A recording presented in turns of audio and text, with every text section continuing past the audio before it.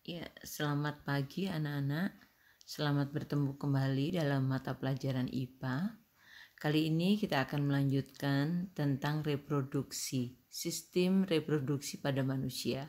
Sekarang kita sudah sampai pada fertilisasi yang akan dilanjutkan pada kehamilan. Baik anak-anak, ini sama dengan kemarin yang sudah kita bahas, terjadi fertilisasi di dalam oviduct. Fertilisasi artinya bertemunya sel telur dengan sel sperma, ya. Ovum dan sperma bertemu. Nah, kita lihat di sini hanya satu sperma yang bisa menembus ke dalam ovum atau sel telur. Setelah bertemunya sel telur dan sperma, maka ini akan terjadi pembelahan yang nantinya akan menjadi yang namanya sigot, ya, sigot. Nah, sigot ini terus tumbuh dan berkembang menjadi embrio. Sigot ini akan menjadi embrio, dan kalau kita lihat di gambar ini, embrio ini sebetulnya mengalami beberapa fase, ya. Jadi setelah sigot, embrio menjadi embrio. Nah, embrio ini menjadi beberapa fase. Fase yang pertama yang dinamakan dengan morula, anak-anak, ya. Morula itu jumlah selnya sangat cepat sekali pertambahannya karena terus membelah. Nah, setelah fase morula, dia baru menjadi fase blastula. Di sini akan kita lihat dari morula dia membentuk fase blastula. Ya, fase blastula ciri-cirinya memiliki blastosol, itu digambar.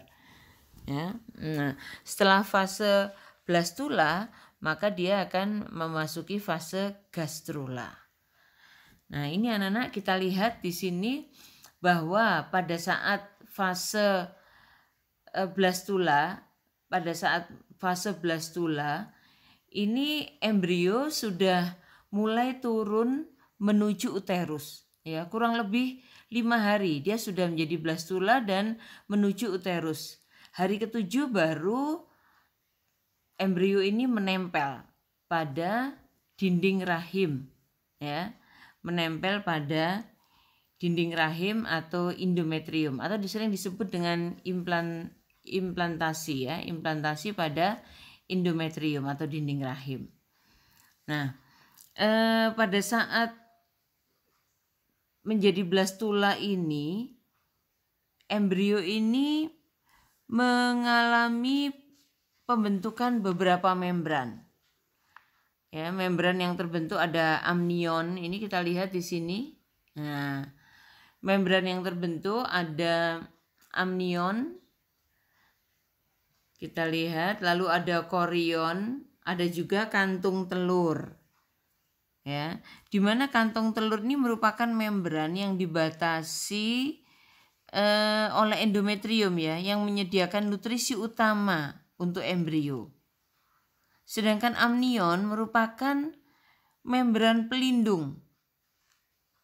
Membran pelindung yang tebal, ya, yang menyelubungi embrio, membentuk ruang yang berisi cairan, ya, gunanya menjaga embrio dari gesekan dan benturan. Sedangkan yang namanya karion merupakan bagian utama dari plasenta yang menyelubungi amnion serta kantung telur. Oke, dan allantois merupakan membran vaskuler kecil tempat mula-mula pembentukan darah yang berfungsi sebagai respirasi dan juga sebagai ekskresi. Ya. Jadi terbentuknya membran-membran ini terjadi saat menjadi embrionya fase blastula, ya. Nah, selanjutnya setelah blastula, maka embrio ini kan menjadi fase gastrula.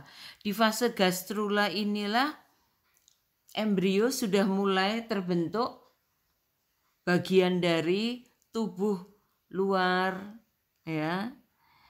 Misalkan kulit, ya, itu bagian tubuh luar. Bagian tubuh dalam, misalkan sistem peredaran darahnya, sistem ekskresinya. Bagian tubuh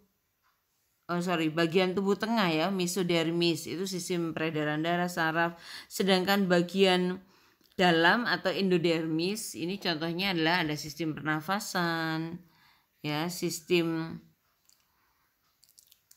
pencernaan. Ini di bagian dalam dari tubuh embrio tadi. Nah, anak-anak, kita lihat tambah lama menjadi embrio, setelah itu menjadi janin, dan setelah menjadi janin baru akan menjadi bayi. Di mana perkembangan janin ini selama di dalam rahim kurang lebih 9 bulan ya. Jika bayi itu dilahirkan dalam keadaan normal, dia akan berada di kandungan kurang lebih 9 bulan. 9 bulan 10 hari. Ya. Nah, ini janin yang sudah di dalam sekitar yang A itu 4 minggu, yang B 5 sampai 6 minggu bentuknya seperti itu, yang C 8 minggu, dan yang D adalah 16 minggu. Ini anak kita lihat hasil fertilisasi 1 hari, dalam waktu 5 hari sudah menjadi blastula, ya, akan siap menempel pada endometrium.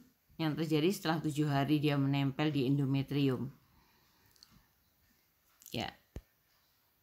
Nah, anak-anak, saat bayi siap dilahirkan, maka Allah juga sudah menyediakan air susu, ya, yang akan diproduksi oleh kelenjar susu dibantu oleh hormon.